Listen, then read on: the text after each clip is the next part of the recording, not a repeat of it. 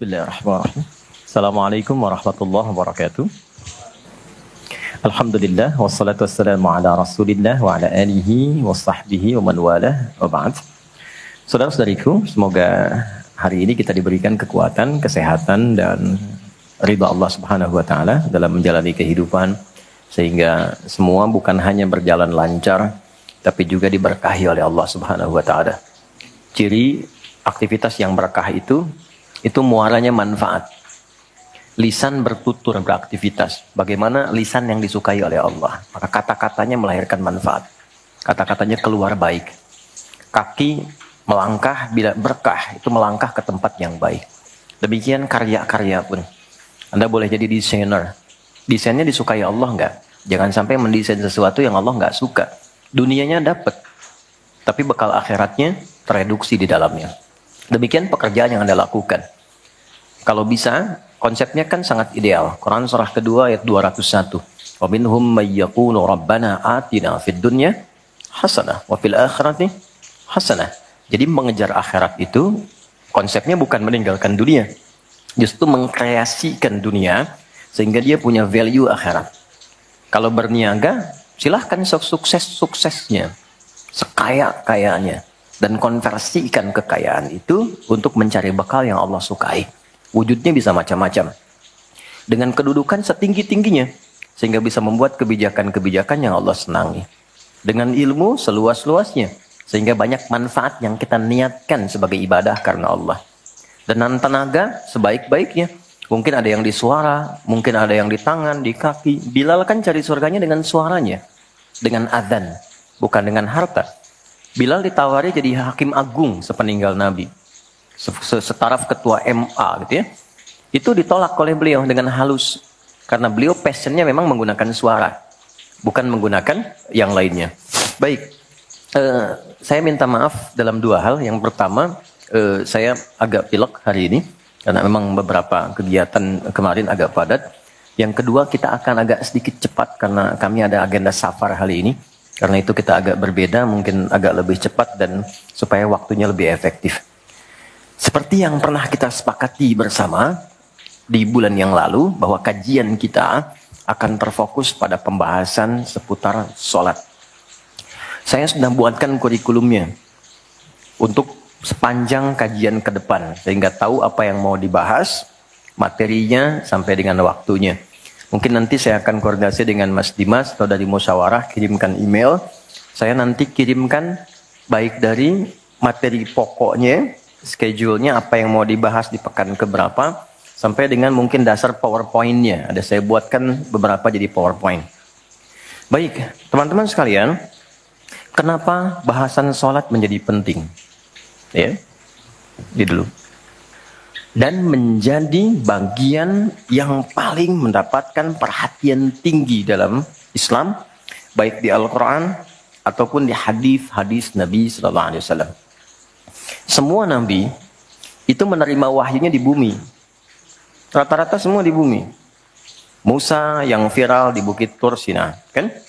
Kemudian Isa alaihissalam di dekat pohon tin zaitun wilayah Palestina. Demikian Nabi Daud dan seterusnya. Tapi untuk mendapatkan satu ibadah berupa salat khusus bagi Nabi Muhammad sallallahu alaihi wasallam, tempatnya spesial. Inda sidratil muntaha, indaha jannatul ma'wa. Nerimanya langsung di dekat surga di sidratil muntaha. Itu kan oleh-oleh yang Isra Mi'raj itu kan, mendapatkan salat. Kalau Anda mau lacak referensinya, bisa ditemukan di hadis Muslim tentang peristiwa ini yang akhirnya mendapatkan salat. Subtopik yang nomor 1, kitab pertama, Kitabul Iman. Nomor 1. Subtopiknya nomor 74, Babul Isra bi Rasulillah sallallahu alaihi wasallam ila samawati wa fadlis salat. Pembahasan tentang Isra'nya Nabi sallallahu alaihi wasallam sampai di langit dan mendapatkan keutamaan salat. Hadisnya nomor 162. Riwayatnya Imam Muslim. Imam Muslim menerima dari Syaiban bin Zarukh. Syaiban bin Zarukh menerima dari Hamad bin Salamah. Hamad bin Salamah menerima dari Thabit al-Bunani. Thabit al-Bunani menerima dari Anas bin Malik radhiyallahu taala anhu. Beliau menerima dari Nabi sallallahu alaihi wasallam. Lengkap rinci peristiwa singkatnya mendapatkan salat. Dan sholat menjadi pokok penentu amalan lain. Jadi kalau benar sholatnya, benar hajinya. Benar sholatnya, benar zakatnya. Benar sholatnya, benar interaksi dengan Qur'annya. Dan benar sholatnya, itu pasti baik hisabnya. Maka turun hadis spesifik yang banyak dihafal oleh para ahli hadis, jadi pegangan hidup sampai akhirat. Inna awwala ma yuhasabu bihil abdu yawmal qiyamati as-salah. Amal pertama yang akan dihisab di hari kiamat adalah salatnya. Idza salahat salaha sa'iru amali. Kalau baik-baik semua amalnya, indikasinya dari salat. Wa idza fasadat fasada sa'iru amali. Kalau salatnya enggak bagus, pasti ada pengaruh ke amalan lain. Dan itu sangat menentukan. Baik. Kenapa salat? Ada apa di balik salat? Dan bagaimana cara salat yang benar yang melahirkan perubahan pada kehidupan? Itu yang coba kita turunkan. Sampai-sampai di bulan Ramadan pun ibadah pokoknya sholat. Ya kan? Ibadah pokoknya sholat loh. Sampai Nabi mengatakan, Man qama Ramadana imanan wa ihtisaban, ghufira lahu ma taqaddama min dzambi. Spesial untuk Ramadan, orang yang sholatnya benar, khusus di Ramadan, di malam harinya, yang kita kenal dengan tarawih, kalau benar sholatnya, dan ada getaran pada jiwanya, lalu dia berdoa spesifik, maka yang pertama Allah berikan mengampuni semua dosa yang pernah ia kerjakan selama hidupnya. Dan itu nggak main-main. Artinya merubah dia menjadi lebih baik. Itu salat. Karena itu kenapa ada tambahan di Ramadan spesifik untuk meningkatkan salat tarawih. Berarti ada sesuatu yang sangat penting. Yuk kita mulai. Pertama kita akan bahas dari segi nama. Nah, kedua kita akan bahas dari segi fungsi atau hikmah atau manfaat. Baru kemudian yang ketiga kita masuk kepada persoalan teknis penunaiannya. Baik bacaan, cara, makna. Kita belajar dari mulai menunaikan bacaannya apa, maksud dari itu apa. Ya. Baik, kita mulai cepat. Salat. Apa itu salat? Doa. Apalagi? Kenapa doa disebut salat? Kenapa nggak disebut doa aja? Apa itu salat? Doa. Apa itu doa? Salat. Oke, yuk kita urutkan dari segi katanya dulu. As-salah, kurang lebih begini. Nanti ada versinya, ada yang pakai waw, itu ujungnya nanti kembali ke alif. Ini ya. Teman-teman, salat itu seakar dengan kata silah. Silatun. Seakar verbnya, kata kerjanya dengan kata wassala. Wusul. Silah dalam bahasa Arab artinya sesuatu yang terhubung kuat sehingga dengan erat dan kuatnya ini sulit dilepaskan. Pernah dengar silaturahmi? Ya kan? Kenapa disebut dengan silaturahmi? Karena ada hubungan perhatian kasih yang dalam sehingga dimanapun dia masih tersambung untuk memperhatikan. Jadi silaturahmi itu bukan begini, bukan Anda kumpul menyapa di teman yang hadir. Itu bukan silaturahim. Anda menyapa orangnya ada, wajar, orangnya masih ada. Tapi ketika Anda pulang, Anda mendoakan dan support pada kebaikan, itulah silah namanya. Nah, hubungan yang melatih kita supaya terus terhubung dengan Allah, sehingga tak terpisahkan pengawasan Allah kepada kita, perlindungan Allah kepada kita, pemberian Allah kepada kita di setiap waktu dan tempat dimanapun, itu dinamakan dengan sholat namanya.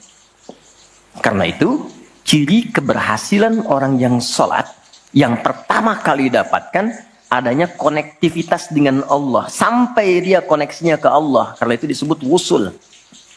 Kenapa secara fikih dinamakan dengan doa? Karena saat berdoa kan terkoneksi dengan Allah. Ya kan? Nah, doa yang terkoneksi secara formal kepada Allah, itu disebut dengan sholat. Quran surah keempat, dalilnya An-Nisa ayat 103. Quran surah 4 ayat 103. Paling kanan agak sedikit ke atas tuh di mushaf standar. Fa'idza qadaytumus sholata. Maka jika Anda telah tuntas mengerjakan sholat, fadhkurullaha. Maka cirinya dia akan cepat terkoneksi kepada Allah. Itu pengertian hikmahnya. Kalau pengertian fikihnya, Habis sholat cepat zikir. Zikir itu artinya terkoneksi, nyambung. Kenapa setelah sholat ada zikir lagi yang menyambungkan? Karena ada orang yang sejak saat sholat belum nyambung dengan Allah. Itulah sebabnya nanti kita akan belajar. Masih merasakan nggak? Pernah nggak begini?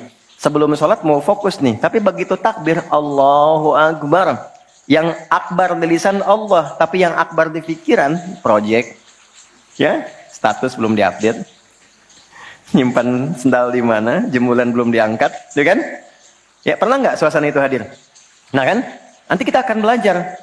Nah, kalau akumulasi semua ingatan itu mengganggu khusyuk kita sehingga kadar khusyuknya kecil dan belum terkoneksi dengan Allah setelah sholat, maka coba zikir sampai nyambung. Idealnya ketika sholat selesai itu punya konektivitas dengan Allah, nyambung, ingat Allah. Qiyaman, baru dia berdiri jalan sudah ingat Allah. Makanya kalau ada orang keluar dari masjid dan dia nyambung dengan Allah, itu mustahil tertukar sendal. Oke? Karena saat dia pakai, dia merasa diawasi Allah. Ya Allah, salah, bukan punya saya. Yang saya yang itu rupanya dia pakai, padahal dia ke masjid nggak pakai sendal. Ini memang ada yang salah dengan sholatnya. Oke? Balik ke sini. Maka kalau dia berjalan jalannya baik, kalau dia duduk bekerjanya baik, gak mungkin maksiat, gak mungkin menyentuh yang salah, karena saat dia menyentuh dia merasa dilihat Allah. Itu yang disebut dengan ihsan namanya. Di orang yang punya koneksi dengan Allahnya kuat, itu akan mudah menjalani kehidupan. Anda punya koneksi dengan teman-teman yang punya kedudukan tertentu, aksesnya mudah kan? Anda punya koneksi dengan Allah, apa yang sulit bagi Allah? Masalah dikecilin, bukan gak dapat masalah. Masalahnya sama, bagi orang lain besar, bagi si fulan kok ringan. Karena sebelum mendapatinya, akses dia ke Allah tinggi, Allah ringankan untuk diterima di hatinya. Dilapangkan hatinya sebelum menerima persoalannya. Jadi ketika menerima persoalan, dia tinggal senyum aja, selesai. Macet, yang lain gelisah. Alhamdulillah macet. Bisa hafalan dulu, bisa baca dulu, bisa mengerjakan yang lain dulu. Ini semua dibaca dengan nyaman karena konektivitas yang tinggi dengan Tuhan. Jadi ternyata ketika diminta menunaikan ibadah salat, ada hal yang sangat besar yang Allah ingin berikan kepada kita semua. Saya ingin tanya teman-teman, berapa waktu yang Allah mintakan kepada kita untuk menunaikan salat? Berapa? Tiap hari kita kerjakan. 5 kan? 5 kan? Nomor koneksi dengan Allah. Masih ingat nomornya? 24434 klik. Naik. 2 subuh, 4 duhur, 4 asar, 3 maghrib, 4 isya kan? Ayo bikin status. Ya kan? 5 waktu kan? 5 waktu kan? Kenapa 5 waktu? Salah satunya, karena di dalam Quran diisyaratkan orang yang benar salatnya, sesuai yang dengan yang diajarkan Nabi, sesuai yang diisyaratkan Quran, akan mendapatkan 5 kemuliaan dalam hidupnya yang tidak didapatkan oleh orang yang tidak sholat. 5 ini. Itu yang coba kita akan keluarkan. Itulah sebabnya kenapa sholat sangat ditekankan, kenapa sholat diwajibkan. Karena Allah mewajibkan kita mendapatkan semua kebahagiaan dan kesuksesan yang kita ingin raih dalam kehidupan. 5 ini. Yuk kita mulai. 1. Izinkan saya memulai dari sini supaya kita punya motivasi untuk menunaikan sholat. Jadi kalau nggak tahu yang 5 ini, cara pandangnya kepada sholat jadi beban. Baru aja zuhur, dasar lagi. Baru maghrib, udah isya lagi. Kan? Nah, ayo isya. Tadi kan udah maghrib. Kan? Pernah merasakan itu? Karena cara pandangnya menilai sholat sebagai beban. Padahal ketika Allah wajibkan, itu cara mewajibkannya bukan sebagai beban, sebagai motivasi yang mengantarkan pada keindahan. 1, kita cepat. Quran surah ke-20 di ayat yang ke-14. Tafsirnya Quran surah 13 ayat 28. 1 paket. Kita pakai Quran hadis aja ya, biar nggak bisa didebat. Oke, Quran surah ke-20 ayat 14. Innani anallahu la ilaha illa ana fa'budni wa aqimis salata li dzikri. Sayalah Allah, kata Allah. La ilaha illa ana. Nggak ada Tuhan yang layak dipertuhankan kecuali saya. Ini kalau kita belajar ngaji tentang tauhid, ya, belajar mengaji tentang dasar keyakinan akidah. Ini ayat yang paling real, yang paling mudah dipahami, yang paling kuat pengakuannya. Saya coba mengumpulkan koleksi beberapa kitab-kitab yang disucikan. Saya kumpulkan. Nggak ada satupun kecuali di Quran yang tegas mengatakan, Tuhannya langsung mengatakan, tidak mewakili perwakilan. Sayalah Allah, satu-satunya yang dipertuhankan, sembah saya. Coba di Quran. Kita simpan ini dalam bab tauhid. Sekarang kita teruskan. Bagaimana cara menyembahmu ya Allah? Fa'budni wa aqimis sholata lidzikri. Tunaikan sholat. Ya, sebagai pembuktian penyembahan kepadaku. Lidzikri. Untuk mengoneksikan dirimu denganku. Satu, sholat adalah pembuktian sebagai hamba. Pembuktian iman. Pelan-pelan. Yang pertama, teman-teman sekalian, ketika Allah menerangkan fungsi salat yang pertama untuk membangun konektivitas yang kuat dengan Allah, itu ternyata dasarnya bukan materi, bukan kedudukan, tapi penghambaan. Supaya engkau membuktikan diri engkau itu hambaku, sembahku, lewat salat.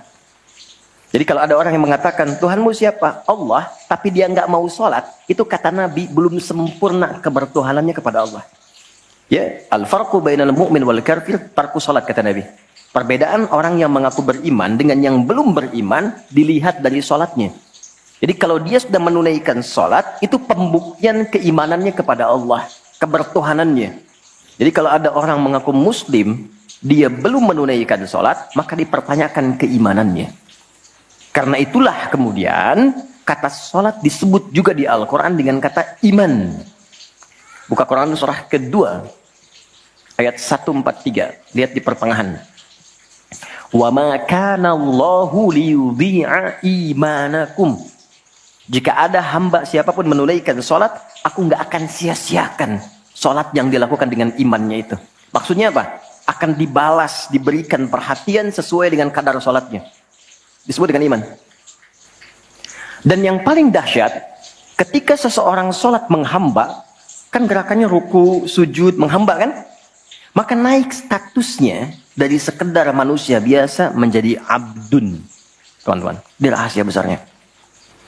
Perintahnya, fa'budni, yang kita baca, iyyaka na'budu, asal katanya dari kata abada, orangnya abdun, zamannya ibad. Dan tidak pernah disebutkan dalam Quran kata abdun kecuali untuk mengangkat derajat hamba di hadapan Allah. Contoh, Nabi Muhammad ketika peristiwa Isra dan Mi'raj dipanggilnya dengan nama apa? Quran surah 17 ayat 1. Subhanalladzi asra bi'abdihi. Tidak disebut nabi, tidak disebut rasul, tapi abdun. Nabi Sulaiman ketika diberikan kekuasaan besar, punya kedudukan yang hebat sampai menundukkan awan. Ya, sebelum Songgoku, Songgohan punya awan kinton, Nabi Sulaiman sudah punya duluan. Suzuka Yatanabe tahun 96 kan, bikin komiknya. Saya nggak terlalu baca itu atau tonton, tapi saya tahu. Itu awan ditundukkan, angin bolak-balik. Ketika mendapatkan kedudukan itu, sifat yang disebutkan abdun, bukan nabi, bukan rasul. Quran surah 38 ayat 30. Wa wahabna li Dawuda Sulaiman ni'mal abdu. Oke, Nabi Zakaria alaihissalam ketika akan diangkat statusnya dari suami menjadi ayah dan sudah berharap tinggi, dikabulkan, naik status, diberikan anugerah, disebutnya dengan abdun. Quran surah 19 di ayat yang kedua. Dzikra rahmati rabbika abdahu Zakaria. Nabi Nuh diangkat status memimpin kelompok generasi manusia setelah Nabi Adam, naik ke kapal jadi pemimpin besar. Begitu diangkat, yang disebut statusnya abdun. Quran surah 17 ayat 3. Innahu kana abdan syakura. Kenapa disebutkan abdun? Abdun itu sifat penghambaan. Semakin tinggi ibadahnya, semakin tinggi pendekatannya ke Allah, semakin diangkat. Jadi dengan Allah itu karena Allah Khalik, kita makhluk. Laisa kamitslihi syai', enggak sama sifatnya. Jadi kalau ke Allah itu jangan terlalu ngangkat. Kalau tinggi direndahkan, kalau rendah ditinggikan. Karena itu kenapa saat sholat kita merendah supaya ditinggikan. Itu poinnya. Jelas ya? Itulah sebabnya kenapa Nabi dijamin surga, turun surah Al-Kautsar itu, satu-satunya Nabi yang sebelum wafat turun surganya. Rasulullah. Dengan turunnya surah Al-Kautsar. Kenapa? Salah satunya karena ibadahnya. Coba lihat kesaksian Sayyidah Aisyah itu di Al-Bukhari nomor hadis 1147. Kedatangan tabi'in namanya Abu Salamah bin Abdurrahman, tanya bagaimana sholat malamnya Nabi. Kata Sayyidah Aisyah, jangan ditanya panjang dan khusyuknya. Panjang dan bagusnya. Beliau memang sholatnya 4 rakaat di awal, tapi jangan tanya panjang dan bagusnya. Beberapa sahabat dulu pernah pengen tahu, penasaran. Diikuti sholat di belakang Nabi. Ternyata rakaat pertamanya dikira Al-Baqarah 100 ayat akan ruku. Ternyata disambungkan ke 286 ayat sampai selesai. Dikira setelah selesai akan ruku. Ternyata Alif Lam Mim lagi, Ali Imran sampai selesai. 200 ayat. Dikira ternyata setelah la'alakum tuflihun 200 ayat Ali Imran akan ruku. Nyambung An-Nisa 176 ayat. Baru kemudian ruku setelah 5 juz 4 halaman. Ruku. Besoknya orang-orang ini nggak ikutan lagi. Udah. Lain memang levelnya. Salam. Tersentuh kaki Nabi itu dengan tangan Sayyidah Aisyah. Ini menunjukkan sederhana kehidupannya. Bayangkan kan, suami sholat, istri tidur, nyentuh bagian kaki. Kira-kira tidurnya alasnya di mana tuh? Nabi besar loh, ahli surga, hebat, pemimpin besar, kehidupan demikian. Tapi kalau sedang beramal kaya, sodakoh kaya, sholat kaya, kakinya bengkak. Kata Sayyidah Aisyah, kenapa begini ya Rasulullah? Alam takun madmunah, alam takun ma'sumah. Engkau kan dijamin surga, surahnya sudah turun. Engkau dijaga dari kesalahan maksum. Jawabannya ringan sekali. Afala akunu abdan syakura, abdun. Apa enggak boleh aku menjadi hamba yang bersyukur? Ternyata syukur itu kalau dulu para nabi itu pakai ibadah. Jadi kalau dapat nikmat nih teman-teman, ini rahasia hari ini ya. Di antara kita saja ya. Karena saya nggak bagi di yang lain nih, cuma di sini nih. Ya. Para nabi itu, kalau mereka dapat nikmat apapun, itu yang dilakukan syukur. Dan syukurnya lewat ibadah. Contoh, biasa kan suka hadir ulang tahun ya. Masuk ulang tahun kesekian. Nabi tiba-tiba hari Senin puasa. Ditanya oleh sahabat, ya Rasulullah kenapa puasa? Kata Nabi, ini hari lahirku. Jadi mensyukuri nikmat kelahiran dari waktu yang telah berjalan, itu pakai ibadah. Begitu dapat anugerah surga, turun Al-Kautsar, malah diminta ibadah oleh Allah. Inna a'tainakal. Setelah itu apa? Fasolli li rabbika. Tingkatkan sholat, tambahkan amal lewat harta. Jadi jaminan surga itu bukan menghentikan amal soleh. Anda sukses dengan pekerjaan, bukan berarti menjadikan hubungan Anda terputus dengan Allah. Yang paling aneh kan, Allah udah ngasih rezeki banyak, kok dipakai maksiat hasilnya? Allah kasih Anda minta, Allah kasih. Tapi begitu dikasih, kenapa dipakai untuk mabuk? Kenapa dipakai untuk maksiat?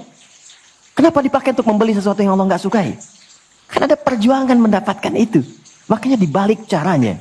Ketika Anda menghamba, menunduk, Allah mengangkat. Tapi kalau Anda mengangkat, Allah turunkan serendah-rendahnya.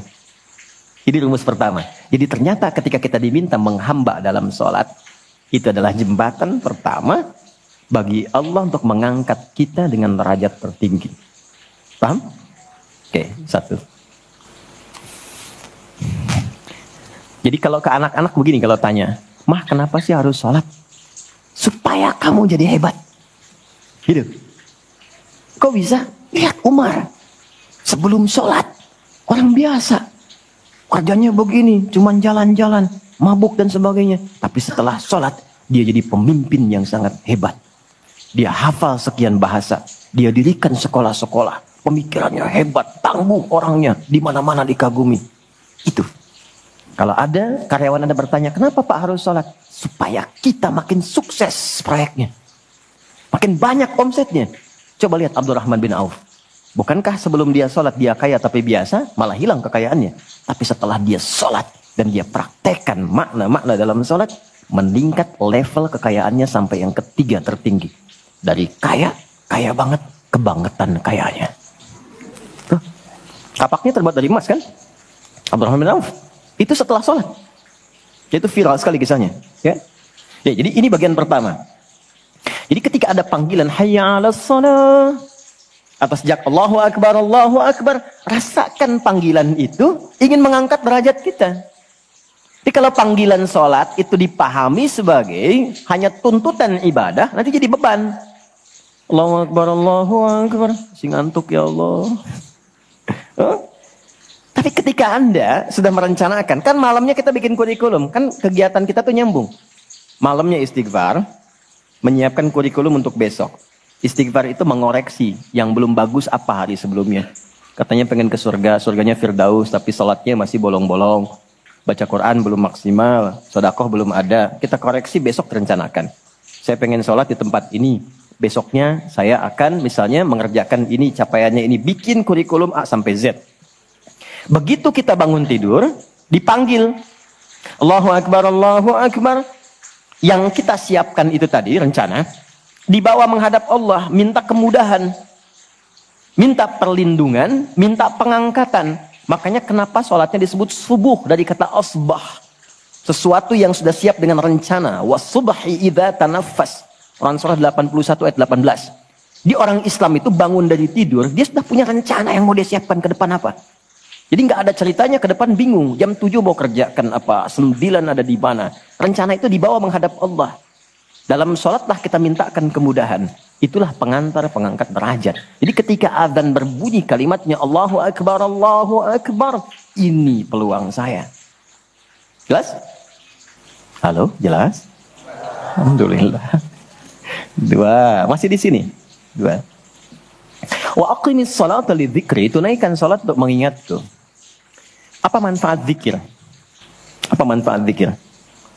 Kembali ke Quran surah 13 ayat 28. Ala bidzikrillahi tatmainnul qulub. Yakin, ala itu harful ikhbar wa taukid. Huruf yang berfungsi menginformasikan dan menegaskan. Kata Allah, yakinkan pada jiwamu. Semakin banyak engkau berzikir, dampaknya semakin tenang hatimu. Jadi kalau sedang gelisah, zikir, bukan update status. Ingat ya? Karena mengupdate status, mencurahkan pada media sosial, tidak menghilangkan kegelisahan. Dan tidak menyelesaikan masalah. Bintaro macet ya. Apa dengan dibuat macet selesai? Tidak. Nggak nyangka ya dia seperti itu. Nyangka. Ketika ada orang mengatakan nggak nyangka, sedang nyangka dia tuh. Dan tidak selesai masalahnya. Apa kata Quran? Jika Anda sedang gelisah, optimalkan zikir. Apa itu zikir? Semua jenis kegiatan yang menyambungkan kita dengan Allah. Misal, doa. Doa itu di Quran disebut zikir. Quran surah 7 ayat 205. Wadhkur rabbaka fi nafsika tadarruan wa khifatan wa dunal jahri minal qaul. Kalau Anda sedang gelisah banyak persoalan, alih-alih mengeluh, angkat tanganmu minta kepadaku. Bukankah saat berdoa menjadi semakin tenang? Solusi belum datang, tapi hati lebih tenang kan? Dan jiwa yang tenang itu melahirkan pemikiran yang gemilang. Hasil yang cemerlang. Jadi begitu kita lebih tenang, lebih mudah menanti solusi. Anak belum pulang, doa. Besok ada ujian, doa. Ada proyek mau dilakukan, kita gelisah, doa. Itu fitrah. Quran itu disebut zikir. Quran surah ke-15 ayat 9. Inna nahnu nazzalna dzikra wa inna lahu lahafidhun. Kalau sedang gelisah, masalahnya kompleks, ambil wudhu, ambil mushaf, buka. Itu baru pegang mushaf, baru buka. Dampaknya ke hati itu kuat. Begitu Anda baca dengan suasana yang tenang, nyaman ke jiwa. Yang paling dahsyat kadang-kadang dibuka mushafnya, acak keluar ayatnya sesuai dengan masalah kita. Tuh. Itu Quran. Ya. Apalagi kalimat thayyibah. Subhanallah, alhamdulillah, Allahu akbar, masya Allah, astagfirullah. Itu zikir. Quran surah 4 ayat 103. Fa idza qadaytumus salata fadhkurullaha. Makanya ketika Anda mendapatkan nikmat, alhamdulillah, hati lebih tenang. Tidak menggunakan nikmat dengan hal-hal yang tidak positif. Ada sesuatu, astagfirullah. Ada keluhan, ya Allah. Lebih tenang. Akumulasi semua bentuk zikir itu ada dalam salat. Di salat ada subhanallah? Ada. Ya. Di salat ada alhamdulillah? Ada. Di salat ada Allahu Akbar? Dibuka dengan takbir. Di salat ada Quran? Ada. Al-Fatihah, Quran. Kita salat baca Quran. Apalagi? Apakah di sholat kita kemudian membaca kalimat thayyibah? Baca. Berdoa? Iya, isinya semua doa. Maka ketika semua jenis zikir dikumpulkan, itu berubah menjadi sholat. Dan kalau satu zikir saja membuat tenang, apalagi sholat. Makanya sholat itu jangankan ibadahnya, tempatnya saja bikin tenang. Coba teman-teman, ikhwan ya. Anda ada masalah nih di kantor, mampir ke masjid. Itu buka pintu masjid baru masuk, udah tenang. Enak. Makanya saya sering katakan, sering share dengan beberapa kawan, Anda kalau sedang kerja, coba pulangnya jangan langsung ke rumah. Mampir ke masjid dulu. Yang terdekat ya dengan rumah. Yang terdekat. Mampir ke masjid, sholat 2 rakaat. Di situ sampaikan, ya Allah, aku telah berikhtiar seperti apa yang telah Engkau perintahkan. Dan aku bertawakal akan rezeki yang telah Engkau tetapkan. Itu begitu Anda selesai berdoa pulang, yang dibawa ke rumah aura masjid bukan aura kantor. Dan istri anak-anak di rumah mendapatkan ketenangan yang sempurna. Jadi nerima antum itu terima dalam keadaan yang penuh dengan ketenangan. Jadi ketika menyambut anak, ayah, papa, papi, buya, antumnya tuh udah enak nerimanya. Coba kalau nggak percaya, rasakan itu. Ke masjid itu beda. Dibanding rumah sendiri, rumah Allah lebih tenang kan? Itu baru tempatnya. Dan puncaknya Ka'bah. Yang menjadi kiblat. Itu ada di Quran, surah kedua, ayat 125. Wa idh ja'alnal baita mathabatan linnasi wa amna. Dan pelajari, pahami, renungi. Ketika aku tetapkan dengan keagunganku, Ka'bah pusat ibadah yang menenangkan. Sebanyak apapun Anda punya kesulitan, depan Ka'bah itu ngalir air mata, tenang aja. Gitu. Pancarannya masjid. Ya. Masya Allah ya. Nah, amalannya sholat. Jadi ambil suasana itu, bawa ke dalam diri kita untuk menghasilkan apa yang kita harapkan. Yang kedua, intinya kalau sedang tidak tenang, gelisah, ada persoalan, atau bahkan ya, untuk menentukan satu urusan. Kalau Anda bingung, merasa ada saingan yang tidak sehat, merasa ada orang-orang yang mungkin mengganggu, lakukan sholat sebelum berangkat. Tahu Imam Al-Bukhari ya? Beliau menulis Sahih Al-Bukhari kan? Itu sebelum menulis setiap satu hadis, sholat 2 rakaat. Kalau tenang, baru dituliskan. Tidak tenang, beliau sholat kembali.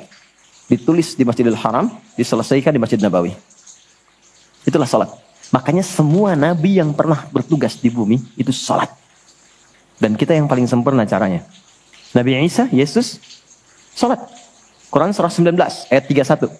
Sampai 33-nya. Wa ausani bis sholah. Allah mewasiatkan padaku untuk sholat. Nabi Zakaria salat. Quran surah ketiga ayat 39. Fanadatul malaikatu wa huwa qa'imun yusalli fil mihrab. Salat. Nabi Ismail, kakek Nabi ke-29, bahkan meminta keluarganya disiplin salat. Quran surah 19, Maryam ayat 55. Wa kana ya'muru ahlahu bis shalah. Jadi kalau kita urutkan dari awal sampai ke Nabi Muhammad SAW, atau kita tarik mundur dari Nabi Muhammad ke Nabi Adam AS, tidak ada satupun Nabi yang bertugas di bumi kecuali mereka salat.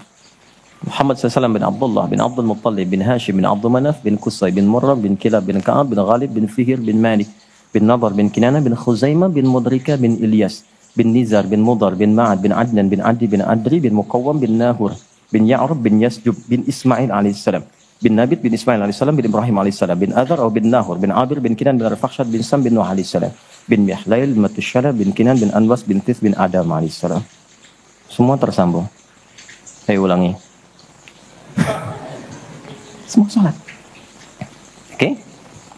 3. Quran surah 29 ayat 45. Salat bila dikerjakan dengan benar akan merubah pelakunya menjadi lebih baik. Secara singkatnya, salat mendidik kita menjadi pribadi yang baik. Nah, sumber keburukan itu yang menjadi lawan dari baik itu ada 2. Jadi kalau ada orang yang tidak baik, anak yang kurang baik, ayah yang kurang baik, ibu yang kurang baik, itu artinya ada satu dari 2 ini yang melekat pada dirinya. Satu, disebut dengan fahsya. Keburukan yang bersumber dari syahwat. Maaf, kata-kata kotor, jorok, zina, LGBT, pornografi, porno aksi, dan semisalnya. Itu fahsya. Jadi nggak mungkin orang sholat, kata-katanya jorok. Perilakunya menyimpang. Nggak mungkin. Karena sholat mencegah itu. Atau mungkar, maaf, keburukan yang bersumber dari nafsu perut dan akal. Mencuri, korupsi, mencela, berdusta, membunuh, merampok, menyakiti, dan semisalnya. Itu mungkar. Makanya ketika seseorang berbuat itu, hatinya mengingkari. Itu disebut mungkar. Hatinya mengingkari. Maka orang sholat, pasti bila sholatnya benar, karena dia tersambung dengan Allah, fahsya dan mungkarnya tertekan. Yang muncul jiwa baiknya, jiwa takwanya. Ketika yang muncul kebaikannya, yang buruknya ditekan, maka yang keluar dari semua bagian tubuhnya, semuanya perilaku baik. Itulah sebabnya ketika Allah berfirman tentang hal ini, disampaikan di Quran surah 29 ayat 45. Inna sholata tanha anil fahsya wal munkar. Mengujinya gampang. Kita uji dengan sejarah pendekatannya. Semua masyarakat di era Nabi, itu kan sebelum masuk Islam, perilakunya itu sangat menyimpang. Tidak kenal kebaikan. Tak kenal kebaikan itu jahlun namanya. Orangnya jahil. Kalau disatukan jadi jahiliyah. Gak kenal kebaikan. Ya, maaf, yang mencuri banyak. Zina, khatam. Ya, perilaku menyimpang banyak. Disebutnya jahiliyah. Tapi ketika datang risalah Islam, yang diajarkan pertama sholat. Sholat merubah mereka dari jahiliyah menjadi khairu ummah. Kalau ada yang paling jujur, itu. Yang paling dermawan, itu. Yang paling baik, itu. Paling disiplin, itu. Kok bisa sholat ditunaikan bisa merubah seseorang jadi lebih baik? Ada sesuatu dalam sholatnya. Itu yang nanti kita akan pelajari. Itulah sebabnya kenapa anak-anak dari kecil usia 7 tahun khususnya yang diajarkan sholat. Masih ingat hadisnya? Ya, saat anak berusia 7 tahun ajarkan sholat. 10 tahun dia masih malas, beri pelajaran yang membuat dia mengerti. Bukan berarti harus memukul ya. Kalau di Arab adatnya begitu, itu biasa. Doroba itu memberi pelajaran maksudnya. Kurangi uang jajannya, berikan pelajaran yang baik kepada dia supaya mengerti kenapa mesti sholat. Kenapa dari usia 7 tahun? Supaya anak itu tumbuh jadi baik. Itu maksudnya. Cuma anak sekarang advance. Gen Z yang sekarang itu sebelum sholatnya sempurna, TK sudah manasik ya. Nggak apa-apa sih, cuma ini maksimal kalau yang kedua ya. Oke, 4, saya cepat karena waktu kita terbatas. 4. Sholat bila dikabulkan, bila dilakukan dengan benar. Saya ulangi, sholat bila dilakukan dengan benar. Sesuai isyarat petunjuk Al-Quran dan contoh yang disampaikan Nabi, maka bisa mempercepat terkabulnya doa. Oke? Mempercepat terkabulnya doa. Itulah kenapa secara bahasa sholat disebut doa. Kalau benar mengoneksikan diri kita dengan Allah sang pengabul doa, koneksinya cepat, sinyalnya kuat, itu nggak ada sekat, menggoncang arus, langsung dikabulkan. Dan nggak ada jeda. Oke, Quran langsung, surah ketiga, ayat 38 sampai 39. Surah 3 Ali Imran ayat 38 sampai 39. Kita belajar dari kisahnya Nabi Zakaria alaihi salam. Contoh kecil sekali. Secara singkat sudah berumah tangga, sudah sekian lama, rambut sudah memutih, fisiknya sudah letih, itu dilukiskan di surah Maryam nanti ayat 1 sampai 9 kita dapati. Istri divonis secara medis, nggak mungkin punya keturunan. Secara medis loh. Sudah menofos dan maaf, mandul. Secara medis gak mungkin, secara klinis gak mungkin. Tapi ini yang paling hebat. Jika manusia, catat ini baik-baik ya.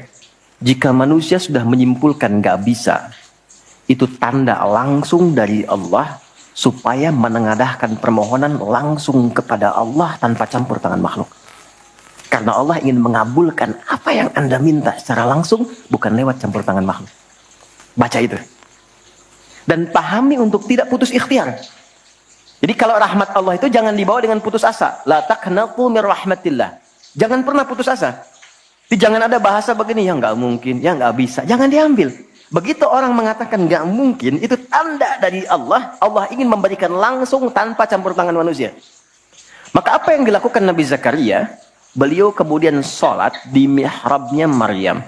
Ini saya sedikit bahas tentang mihrab, sedikit saja. Quran surah 3 dulu. Di ayat 37, di paling kiri sebelah bawah pojok di mushaf standar. Secara singkat saja, mihrab itu satu tempat yang fungsinya mempercepat terkabulnya doa dan mendatangkan rezeki dari sisi yang tidak diduga. Awas, kita bicara keimanan ya. Dan di situ dipertaruhkan. Mihrab ini tidak harus lebar dan luas. Sehamparan sejadah nggak ada masalah. Yang penting kita gunakan untuk ibadah saja. Di luar ibadah keluar. Itulah kenapa tempat imam disebut mihrab.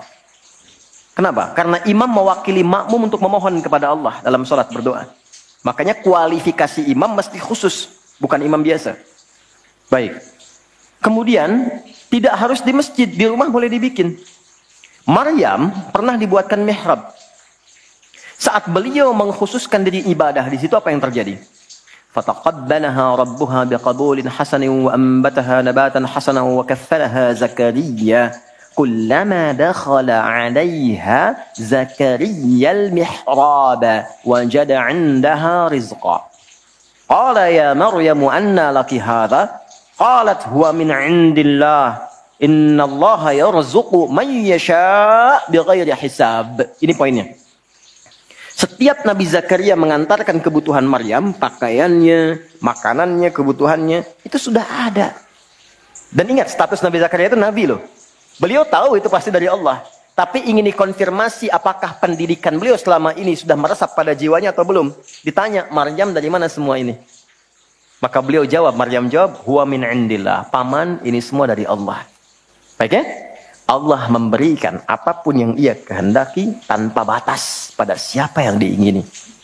Maka ini dibaca oleh Nabi Zakaria. Mayyasha itu. Jadi kalau ada di Quran diksi mayyasha, jangan simpulkan ini untuk dia saja. Maksudnya, jadi seperti dia, maka Allah akan berikan seperti Allah berikan kepada dia. Maka Nabi Zakaria kemudian sholat di mihrabnya Maryam itu. Minta sesuatu yang selama ini kata orang terbatas. Apa yang dilakukan? Sholat. Dalam sholatnya minta. Perhatikan cara mintanya. Satu, menyebut nama Allah sesuai kebutuhan. Jadi Allah bentangkan semua nama terkait semua kebutuhan kita. Anda butuh rizki, sebut ya Razak. Anda butuh ilmu, sebut ya Alim. Ya kan? Anda butuh ketahanan mental diri, sebut ya Sabar. Itu 99 tersebar. Itu rumusnya di Quran surah ke-17 ayat 110. Quran surah 17 Al-Isra ayat 110. Qul id'ullaha awid'ur rahman ayyamma tad'u falahul asma'ul husna. Kalau Anda punya persoalan, segera curhatkan kepada Allah, minta, berdoa. Sebut ya Allah yang standar, atau ya Rahman naik sedikit, atau pilih nama yang sesuai kebutuhan kita. Jadi nggak harus semua disebut, takutnya nggak butuh dikasih. Ya Allah ya Sabar, nggak pengen punya masalah, turun masalah kan?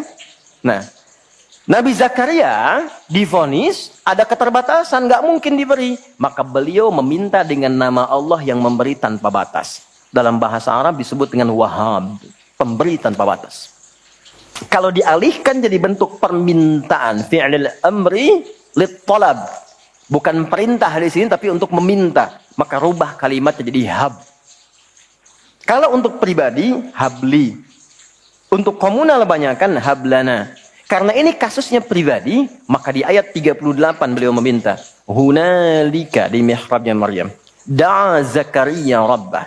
Berdoalah Nabi Zakaria kepada Allah Rabbnya. Perhatikan. Qala Rabbi habli min ladunka dzurriyyatan thayyibah innaka sami'ud du'a. Ini fikih doa yang penting dipelajari. Ya Allah, ini kalau terjemah bebasnya begini. Mereka mengatakan, aku nggak mungkin punya keturunan.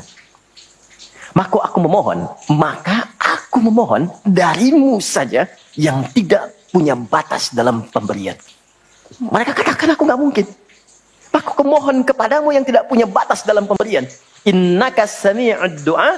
Sungguh engkau pasti mendengar doaku. Kalau kepada yang maha mendengar tidak terkabul juga, kepada siapa lagi aku mesti memohon. Dan ini ada fikih doa, bagus sekali. Jadi kalau berdoa, sebut nama Allah sesuai permintaan. Yang kedua, cari bahasa yang menyentuh. Itu semua Nabi begitu. Nabi Isa saat mengonfirmasi umatnya di hadapan Allah, ya Allah, kalau engkau mau hukum, itu hambamu. Tapi kalau engkau mau ampuni, engkau yang paling banyak kasih sayangnya. Anak ibu sudah mencederai nama baik keluarga. Tiba-tiba datang ke rumah untuk minta maaf. Diterima nggak? Kadang cara menerimanya kan belum tentu langsung baik kan? Ngapain ke sini? Ada yang, kamu bukan anak saya lagi. Oh, lantas anak siapa? Tapi dimaafin juga kan? Lalu dia berkata begini, Pak, silahkan. Kalau papa mau marah, mau pukul, silahkan. Tapi saya anak papa. Tapi kalau papa maafkan, memang papa adalah papa yang penyayang, yang selama ini seperti yang aku harapkan. Mukul nggak? Demi Allah, meluk. Dan air mata keluar. Nah, ibu saja yang punya rahim, punya sifat kasih yang dalam, apalagi Allah yang Rahman dan Rahim. Maka cari kalimat yang lembut. Nabi Zakaria mengatakan, ya Allah, mereka mengatakan nggak mungkin. Maka aku memohon kepadamu yang tak punya batas. Dan kalau engkau aku mohonkan kepadamu tak mengabulkan juga, kepada siapa lagi aku mesti meminta? Dan itu dilakukan dalam sholat. Dan masih berdiri, belum selesai sholatnya. Baru mulai sholat, minta. Apa yang terjadi? Lihat ayat 39-nya. Pakai fa. Fanadathul malaikatu wa huwa qaimun yusalli fil mihrab. Annallahu yubashshiruka bi Yahya. Maka nggak ada jeda. Fa itu harfu 'atfin raditin baina syai'aini bila hudud. Paham? Tidak. Huruf sambung antara dua peristiwa yang terjadi tanpa jeda. Peristiwa pertama berdoa, peristiwa kedua dikabulkan. Antara berdoa dan dikabulkan tidak ada jeda. Baru selesai minta, seketika turun malaikat menyampaikan doamu terjawab. Tidak menunggu sholatnya selesai. Ternyata kalau sholatnya benar, itu seketika terjawab. Dan beliau meminta dalam keadaan berdiri. Nabi Zakaria seorang nabi, ini saya ingin tunjukkan keutamaan dari barakahnya Nabi Muhammad SAW. Nabi Zakaria seorang nabi, sholat berdiri dikabulkan. Kita umatnya Nabi Muhammad sebelum sholat ditunggu oleh Allah mau minta apa aku kabulkan. Maka turunlah Quran surah kedua ayat 45. Wasta'inu bis sabri wassalah. Kalau engkau punya persoalan, jangan mengeluh kata Allah. Terima dulu dengan sabar. Karena yang lain pun punya masalah. Perhatikan fikih masalah. Nanti kita belajar fikihnya ya. Kata Allah, aku menitipkan masalah ini bukan ingin membuat kehidupanmu bermasalah. Tapi meningkatkan kualitas hidupmu supaya lebih baik kemudian hari. Karena itulah ketika aku berikan, tak mungkin aku titipkan kalau engkau tak mampu. Maka turun ayat berikutnya. La yukallifullahu nafsan illa. Jadi nggak mungkin diuji itu Anda nggak mampu, nggak mungkin. Jadi kalau Anda datang ke sini sekarang sedang punya masalah, seberat apapun, itu tandanya Anda yang mampu. Saya tidak. Saya tidak dititipi itu oleh Allah karena saya belum mampu. Anda mampu. Kalau Allah percaya kepada Anda, kenapa Anda pesimis? Lalu katakan, inna ma'al usri yusra. Bahasa kitanya begini, pasti berakhir, pasti selesai. Nggak ada yang nggak ada solusinya. Kalau sedang punya persoalan, tanamkan itu dalam jiwa. Makanya disebut al-insyirah, sesuatu yang lapang. Kalau kita menerima dan mengatakan seberat apapun pasti selesai. Nggak mungkin Allah tinggalkan. Tanamkan pada jiwa. Itu minimal lapang hati kita. Ya, dan itu yang punya kita di Quran. Katakan. Yang praktekkan Jepang. Betul, di semua kegiatan pakai. Dulu ada yang senapas dengan Songgoku Songgoan itu ada benteng Takeshi kan ya? Kan? Kalau mau naklukkan itu, ayo kamu bisa, kamu bisa, kamu bisa kan? Dibuatkan optimisme dalam dirinya supaya bisa. Nah ini kita ada ayatnya. Katakan pada dirimu, pasti selesai. Gak usah mengeluh. Mengeluh tidak menyelesaikan persoalan. Terima dulu, pasti Allah tingkatkan kualitasnya. Setelah itu apa? Bawa dalam sholat. Jadi konfigurasi sholat itu begini. Kalau pagi punya masalah, kenapa dipanggil zuhur? Supaya diselesaikan dalam zuhur. Zuhur ke asar punya masalah, diselesaikan di asar. Nanti akumulasinya diselesaikan di isya. Kalau belum tuntas, tahajud. Makanya orang yang benar sholatnya, tidurnya tenang. Karena dia sudah curahkan kepada Allah. Ya Allah, engkau yang titipkan, engkau pasti selesaikan. Engkau yang berikan, engkau pakai tuntaskan. Engkau pasti tuntaskan. Lalu istighfar kan? Makanya begitu istighfar, tidurnya tenang. Gak percaya silahkan. Coba dulu evaluasi istighfar, tenangkan. Tidurnya enak. Tapi kalau Anda gak lakukan, dalam tidur pun masih bermasalah. Kamu ini tidur gak enak. Itulah sholat. Nah ayatnya berbunyi Saya hapus dulu ya. Bismillah. Allahu Akbar. Apa? Ya, alhamdulillah. Oh, presiden ngapus, masya Allah. Ya, musyawarah. Ya. Oh, enggak usah, itu aja. Ya, baik, makasih. Jangan dihapus yang tidak ingin saya hapus ya. Baik, jazakallah khair. Ya. Cukup. Makasih, jazakallah khair. Teknis, hamba, cara, hikmah. Ya. Oke. Quran surah 2 ayat 45. Perhatikan, ini mahal sekali ilmunya dan tidak di satu kitab. Mesti dikumpulkan. Quran surah 2 ayat 45. Wasta'inu bis sabri was salah. Perhatikan ya, fokus baik-baik. Perhatikan cara menerjemahkannya. Dan bila Anda memiliki persoalan dalam hidup, terima dulu dengan sabar. Sabar itu bukan diam ya. Sabar itu menerima ujian yang Allah titipkan, berikhtiar untuk menyelesaikan sesuai dengan apa yang Allah bimbing. Itu sabar namanya. Jelas? Terima dulu dengan sabar, lalu bawa itu dalam sholat. Jelas? Sampaikan, minta solusinya. Wassalah. Kalau belum yakin, imannya dipertanyakan. Kalau belum yakin, imannya dipertanyakan. Makanya nanti di ayat 153, di surah yang sama, Quran, surah 2, ayat 153. Dibuka dengan iman dulu. Ya ayyuhalladzina amanu ista'inu bis sabri wassalah. Kamu kok kayak nggak beriman, kata Allah? Bukannya kamu beriman? Pakai imanmu. Bahasa kita begitu. Pakai imanmu. Orang beriman tuh dapat satu yang tidak menyenangkan, bersabar. Dapat hal yang disukai, bersyukur. Terima dulu. Bawa dalam sholat. Teruskan. Perhatikan. Ketika dibawa dalam sholat, masih ingat kisah Nabi Zakaria? Dikabulkan oleh Allah dalam keadaan ruku atau sujud tadi? Berdiri. Belum ruku, belum sujud. Masih berdiri kan? Dan dikabulkan. Kita belum berdiri, sudah dipanggil oleh Allah. Punya masalah apa? Datang. Dan saat mulai berdiri, bertakbir, berdiri, kita mohonlah dalam berdiri kepada Allah. Kalimat yang langsung Allah ajarkan. Perhatikan baik-baik. Allah perintahkan sholat. Fa'budni, ibadah kepadaku. Maka kita katakan, Iyyaka na'budu. Iyyaka na'budu. Perhatikan bahasa kitanya. Perhatikan cara menerjemahkannya. Ya Allah, Engkau perintahkan aku sholat untuk menghamba kepadamu. Sekarang, aku hanya menghamba kepadamu saja. Iyyaka na'budu. Wa iyyaka nasta'in. Wasta'inu, bentuk perintah. Kalau kita ingin rubah bentuk perintah ke dalam bentuk permintaan. Kata Allah, minta solusi. Kita ingin rubah, ya Allah, kami minta solusi hanya kepadamu. Kalimatnya berubah dari ista'inu jadi nasta'in.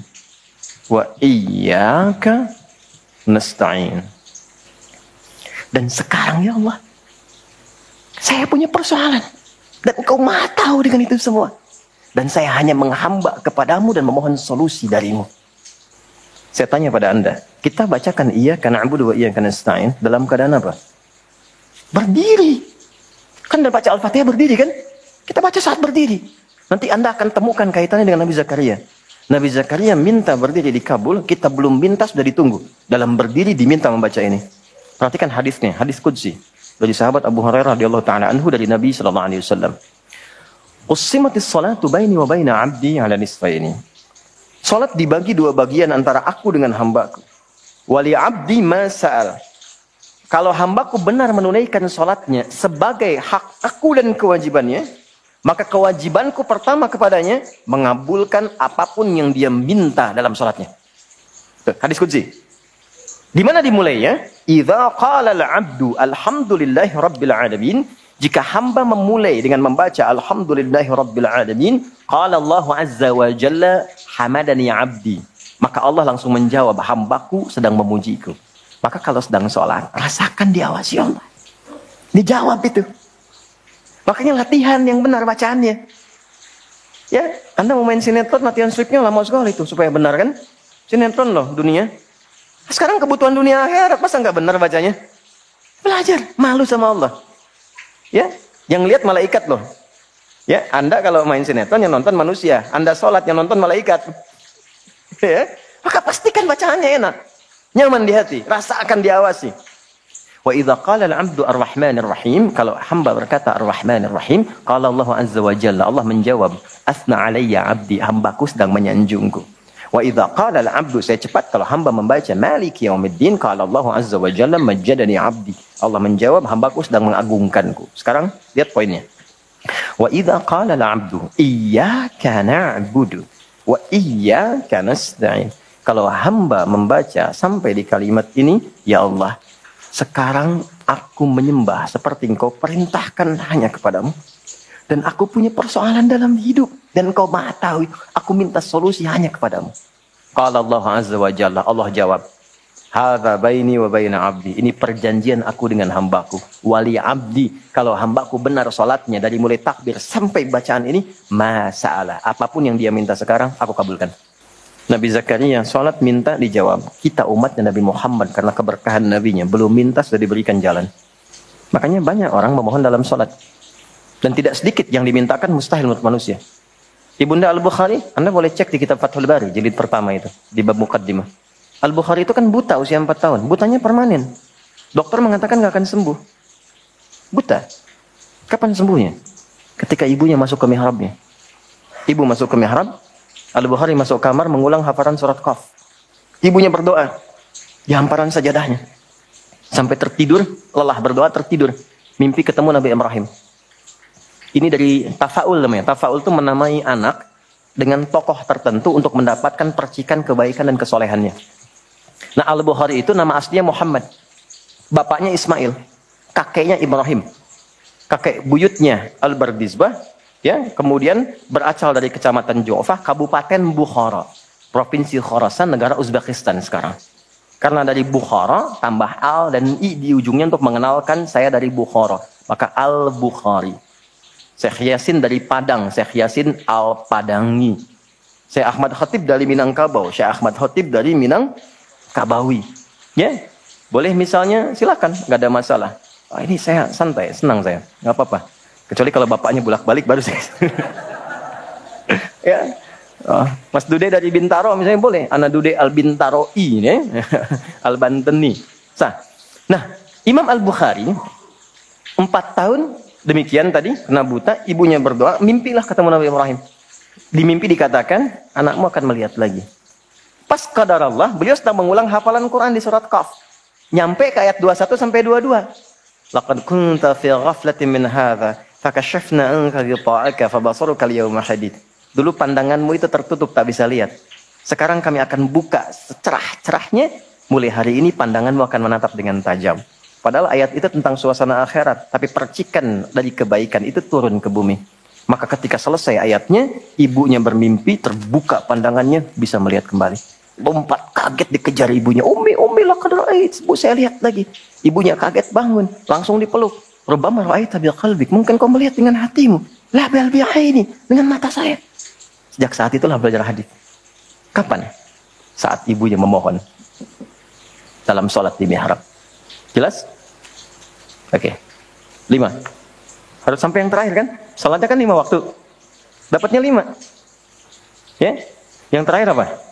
Sholat adalah pengantar pada kesuksesan dan kebahagiaan hidup. Profesi apapun yang Anda pilih, Anda jaga sholat dengan benar, tertinggi Anda dapatkan. Tertinggi. Nah, ada sukses saja. Sukses. Ada bahagia saja. Happiness. Sukses saja dalam bahasa Arab itu fauz. Kata umumnya. Turunannya faiza, fauzi, faizan, faizin, fauzan. Itu sukses. Derivasinya 29 kali disebutkan di Quran. Jadi kalau ada yang namanya faiz, faizah, fauzan, faizin, itu orang diharapkan sukses dalam hidupnya. Walaupun belum tentu bahagia. Kalau bahagia saja, belum tentu sukses, itu fariha namanya. Sifatnya farah perempuan. Laki-lakinya farhan. Kalau ada yang namanya farhan, diharapkan bahagia selama hidupnya. Walaupun belum tentu sukses. Kalau Anda gabungkan keduanya, sukses dan bahagia, success and happiness, maka berubah kalimatnya menjadi falahun. Falah. Sukses dan bahagia. Coba cek panggilan sholat. 5 kali diperdengarkan setiap pergantian waktu. Hayya 'alas shalah.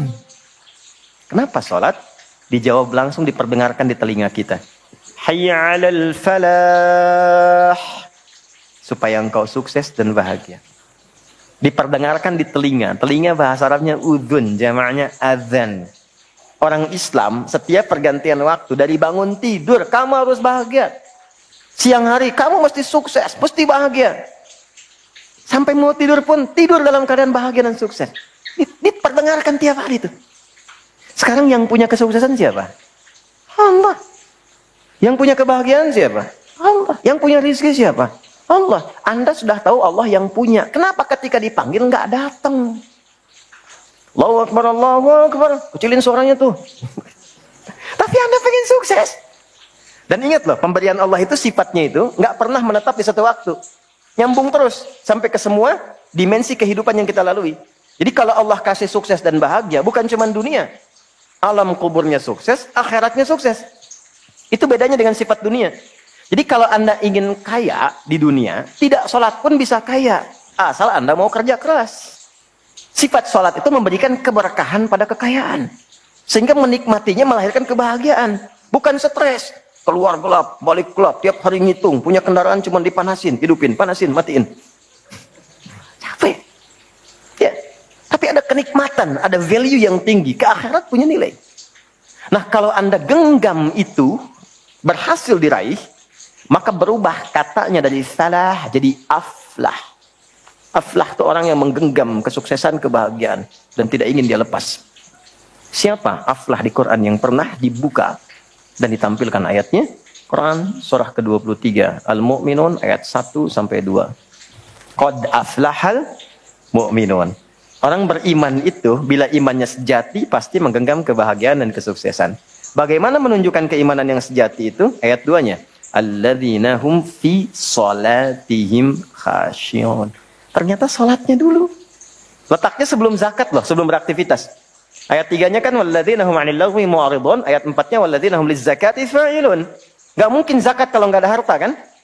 Harta itu artinya diminta untuk kaya, untuk usaha. Nah, sebelum usaha, sebelum berkreasi, beraktivitas, salat dulu yang benar. Salat itu mempermudah jalan berusaha untuk mendapatkan lompatan keberkahan yang diharapkan. Pernah dengar Abdurrahman bin Auf? Sebelum masuk Islam kaya kan? Kaya.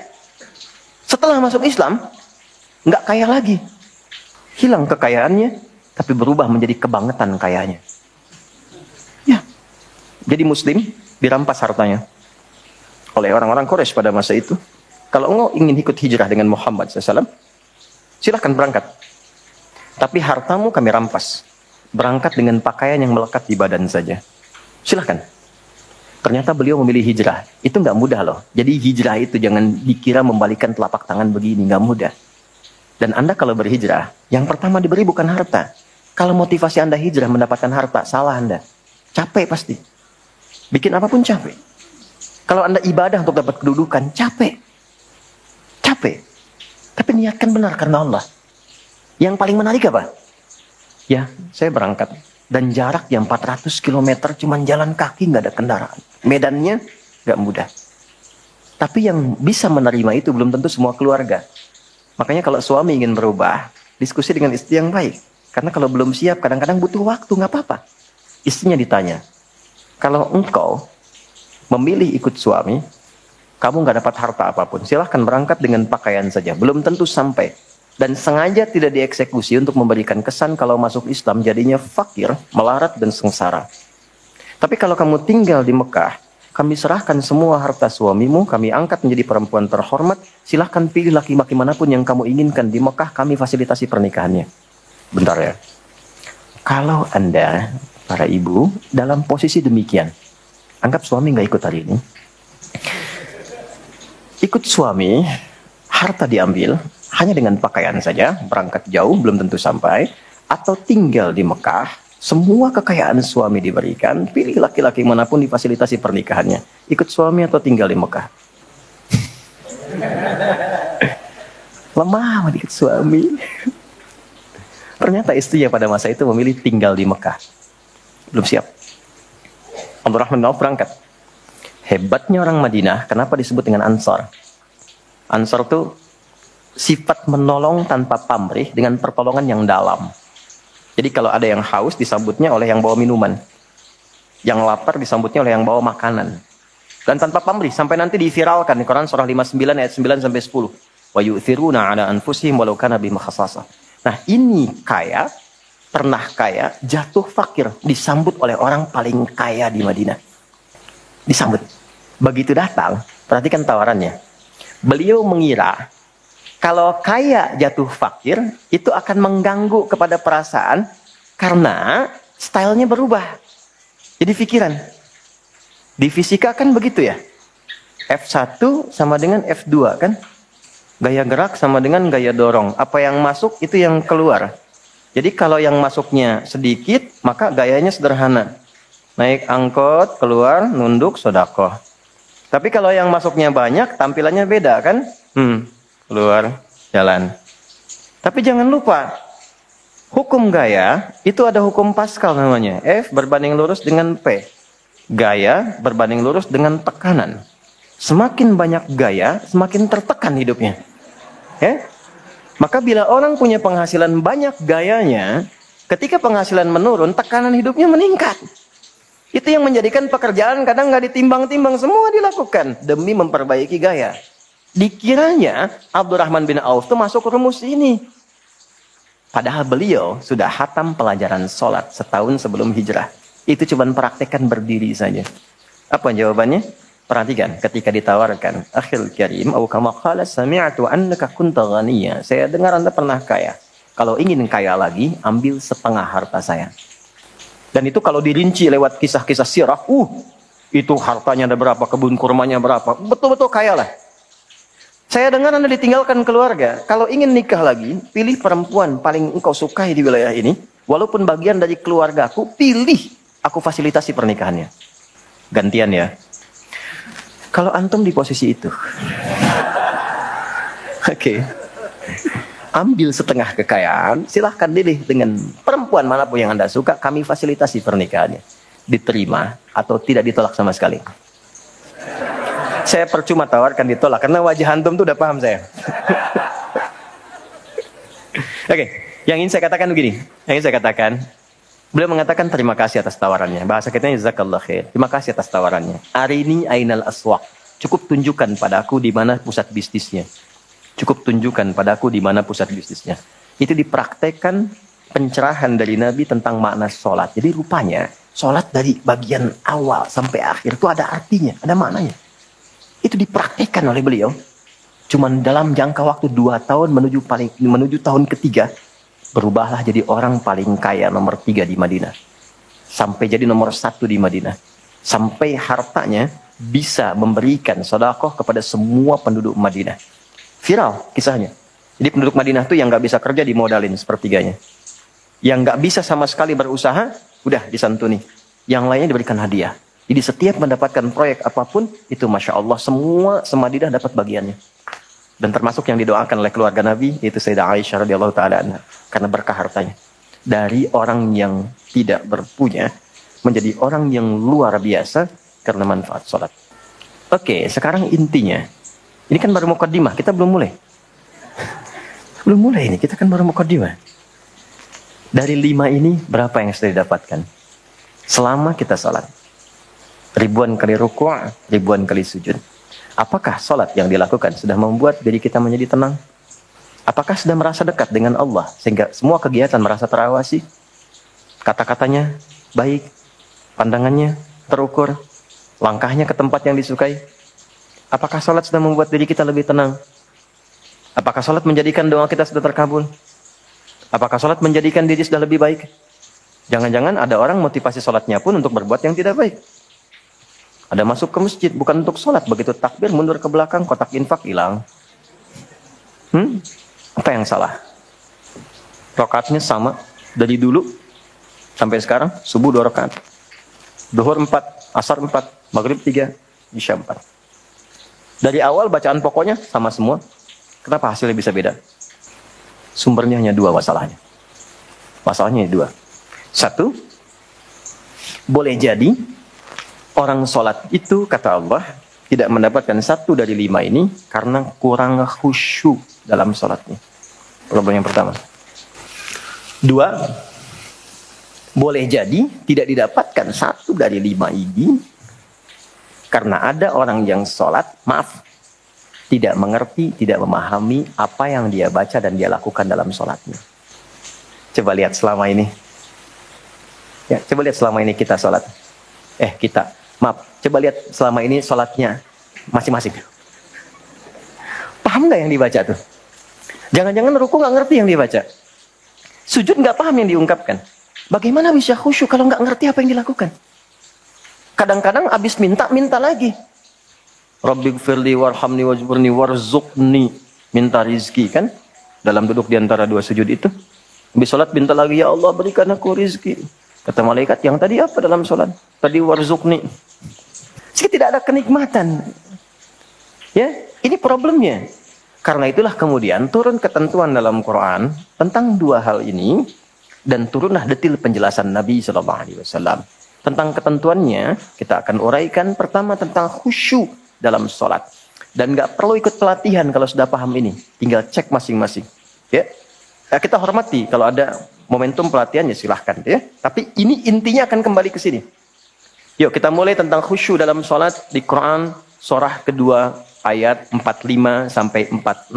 Semua tetap di posisinya supaya bisa fokus. Biarkan saya yang menulis, menerangkan, menghapus, dan menjelaskan. Stop. Nggak apa-apa ya. Alhamdulillah. Jazakallah khair. Man dalla ala khairin falahu ajruhu mithla ajri fa'ilihi min ghairi an yanqusa min syai'. Siapa yang memfasilitasi, menolong pada kebaikan, dia akan dapat pahala yang sama dengan yang melakukan. Mudah-mudahan yang menghapus sama dengan yang menulis pahalanya. Sepanjang dia tidak menghapus apa yang ingin saya tuliskan sebelumnya. Khusyuk tadi di sini ya tulisannya. Khusyuk. Jazakallah khair. Quran surah kedua ayat 45 sampai 46. Oke, pelan-pelan. Wasta'inu bis-sabri was-salah. Wa innaha lakabiratun illa 'alal khashi'in. Fokus, tenang.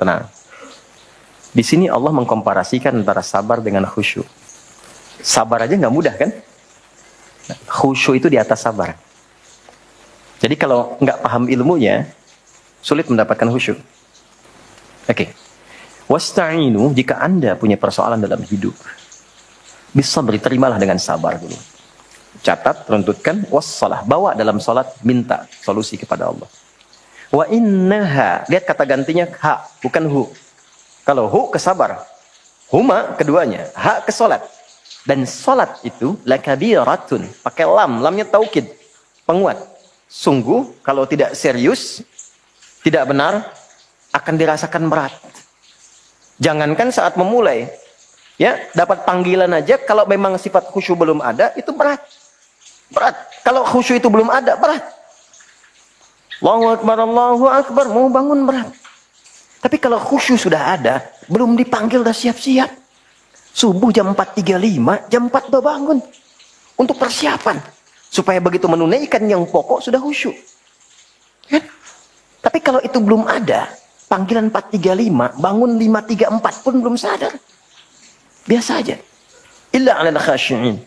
Kecuali bagi orang khusyuk. Nah, siapa orang khusyuk itu? Ini penjelasan dari Al-Qurannya. Ayat 46 ya. 1. Alladzina yadhunnuna annahum mulaqu. Saya satukan, saya pisahkan dulu. Rabbihim. Kemudian saya turunkan wa annahum ilaihi raji'un. Ini cuma 2 saja langkah untuk khusyuk. Oke, 1. Alladzina. Alladzina disebutkan 1080 kali dalam Al-Quran. Menunjuk pada semua sifat tanpa kecuali. Jadi khusyuk itu berlaku untuk laki-laki, perempuan, tua, muda, besar, kecil. Ustadz bukan ustadz. Kiai bukan kiai. Habib bukan habib. Mau pengusaha, teknokrat, birokrat, semua bisa. Jadi khusyuk tidak milik satu personal tertentu, bukan milik golongan tertentu, tapi khusyuk terbuka untuk siapapun. Bagaimana mendapatkan kekhusyuan? Alladzina yadhunnuna. Yadhunnun ada ya. Sesuatu dalam bahasa Arab berbentuk kata kerja dibuka dengan satu di antara 4 huruf. Hamzah, nun, ya, dan ta. Disingkat jadi anita. Kata kerja yang kemasukan anita, maka dia punya makna akan dimulai, sedang dimulai, terus berlangsung sampai ke depan. Present, continuous, and future. Akan dimulai, kan? Sedang dimulai, dan terus sampai ke depan. Jadi, ketika Allah menyampaikan kata khusyuk, ternyata persiapannya dimulai sebelum sholat. Pra-sholat. Sedang sholat, pasca sholat. Jadi jangan dibatasi di tengah sini. Kalau ingin khusyuk, kata Allah, siapkan sebelum sholat. Ya. Dan ini akan berdampak kepada sholat. Apa persiapannya? Teruskan ayatnya. Alladzina yadhunnuna annahum mulaqu rabbihim. Bahwa ia menguatkan kepada dirinya akan menghadap kepada Rabbnya. Menghadap nih kepada Allah. Dan ingat, lihat kalimatnya. Allah tidak mengatakan annahum mulaqullah. Tapi mulaqu rabbihim. Yang disebutkan sifat rububiyah. Saya berikan rahasia kedua. Hanya hari ini saja. Quran surah kedua ayat 172 Quran surah 7 maaf Quran surah 7 Al-A'raf ayat 172. Wa idz akhadha rabbuka min bani adama min zuhurihim dhurriyyatahum wa ashhadahum ala anfusihim alastu bi rabbikum qalu bala syahidna. Saat masih dalam kandungan usia 4 bulan roh ditiupkan, terjadi dialog. Allah mengambil komitmen dari setiap anak cucu Adam dengan mengatakan begini. Perhatikan kalimatnya. Alastu bi rabbikum. Siapkah engkau, bahasa kitanya, untuk berkomitmen menjadikan aku sebagai Rabbmu? Rabb itu apa? Rabb itu bukan sekedar Tuhan yang disembah, dipertuhankan, tapi yang merawat, memberikan perhatian, memberikan segenap kebutuhan, menyembuhkan kalau sakit, memaafkan kalau salah, mengampuni kalau berbuat dosa, segalanya. Kalau ada seseorang mengatakan kepada Anda, siap nggak ikut saya akan perhatikan semuanya. Kebutuhan saya penuhi. Sakit, saya akan bawa ke rumah sakit terbaik. Ada sesuatu, saya akan berikan solusi yang terbaik. Kira-kira mau ikut nggak? Jawabannya bala kan? Bala itu iya tanpa pikir. Maka kata Rabb ini bukan sekedar komitmen ketuhanan, tapi komitmen yang memintakan kepada Allah untuk membalas segala hal yang Allah janjikan jika kita memang menuhankannya. Inilah rahasianya, kenapa setiap berdoa bahasanya Rabb. Coba cek. Doa-doa yang kita panjatkan banyaknya Rabb kan? Kalau sedang ada salah, Rabbana zalamna anfusana wa illam taghfir lana wa tarhamna lanakunanna minal khasirin. Untuk orang tua, Rabbighfirli wa liwalidayya warhamhuma kama rabbayani. Ya. Untuk keluarga, keturunan, Rabbana hablana min azwaj. Pakai Rabb. Dan doa paling favorit di muka bumi untuk semua orang Islam, Rabbana atina fid dunya fil akhirati waqina. Doa apa itu? Sapu jagat. Cuman kita yang punya tuh. Di Arab nggak tahu sapu jagat tuh. Di kita ada doa sapu jagat. Doa sapu nggak ada jagatnya, doa jagat nggak ada sapunya. Yang tadi di Al-Baqarah 201. Pakai Rabb semua kan? Pakai Rabb. Nah ini, perhatikan, rasakan suasananya. Engkau akan menghadap kepada Tuhan yang telah merawatmu. Akan mengabulkan semua keinginanmu. Menyelesaikan semua persoalanmu saat ini. Memberikan semua yang kau harapkan. Makanya orang khusyuk itu begitu merasakan akan menghadap Allah, maka dari penampilan saja dia sudah siapkan. Turunlah Quran surah 7 ayat 31. Perhatikan ini ya persiapannya. Quran surah 7 Al-A'raf ayat 31. Ya bani Adam, khudhu zinatakum 'inda kulli masjid. Hei anak cucu Adam, kalau sudah ada panggilan terdengar dari masjid, kenakan pakaian terbaikmu. Tuh. Kapan panggilan dari masjid tiba? Saat azan kan? Ya kan?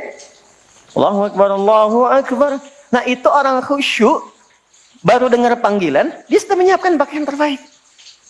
Menghadap Allah loh. Anda menghadap pimpinan pakaian bagus. Ya kan? Kadang-kadang dipersiapkan. Jaket sebelumnya, pakaian dijahit sebelumnya. 2 pekan sebelumnya pesan sepatu yang sesuai. yang belum tentu dia memberikan jawaban dari proposal Anda. Ini Allah manggil 5 kali dalam sehari. Kan? Pengen khusyuk tapi pakaian seadanya. Udah sholat datang, celana seadanya, pakaian kaos. Depan Messi, belakang Ronaldo. Malaikat bingung. Nggak. Memang secara fikih sah. Tapi secara moral, akhlak, etik akhlak kita kepada Allah, rasanya nggak enak mau minta begitu. Ya kan? Coba rasakan ya. Anda nanti pas mau sholat misalnya, malam lah supaya rasanya ke hati lebih kuat. Cari pakaian terbaik. Rasakan kenikmatannya. Persiapkan dengan baik. Berwudu dengan benar.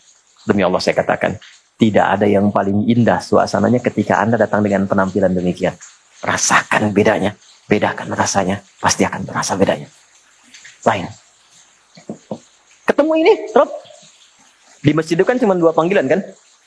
Kalau bukan panggilan untuk sholat, ya kan? Yang kedua apa? Meninggal kan?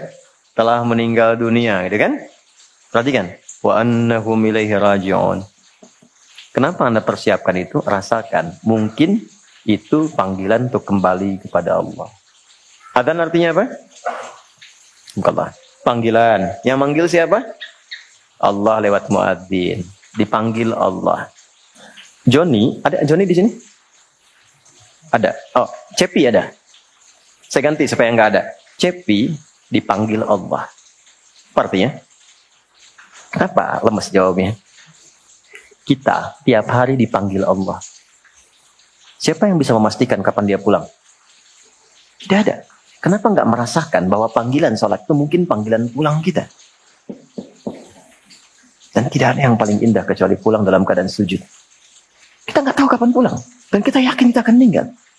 Dan tidak ada yang paling indah kecuali meninggal dengan pakaian terbaik yang paling halal yang pernah kita dapetin. Dan kita nggak tahu persiapannya bagaimana. Orang-orang soleh punya firasat, punya persiapan. Kita bagaimana? Saya mau cerita sedikit ya. Oh ya, sedikit ya, sebentar. Ya, ada kisah nyata.